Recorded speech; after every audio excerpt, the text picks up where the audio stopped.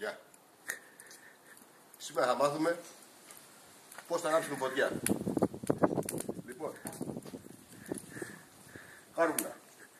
Το ελληνικό τρόπο, πατέντα. Κάνα 2 κάρβουνα αναμένα. Μία σκούπα του κήπου που ούτως ή άλλως είναι άχρηστη γιατί δεν έχουμε λεφτά ούτε για νερό ούτε για κυπουρό. 5-6 κάρβουνα αναμένα. Το μάλλον που κάνει λίγο πιο πίσω θα ταΐσει. Το ρυθμίζουμε στο 4, γιατί στο 6 μας κάνει ο διάολος, θα φύγει η ψυχία και ανάβουμε.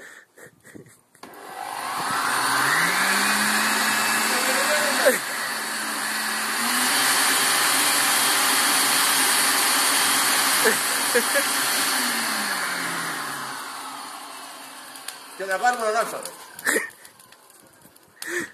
Αυτά για τους φίλους τους Γερμανούς που νομίζουν ότι τα εργαλεία του κήπου θα μείνουν άχρηστα.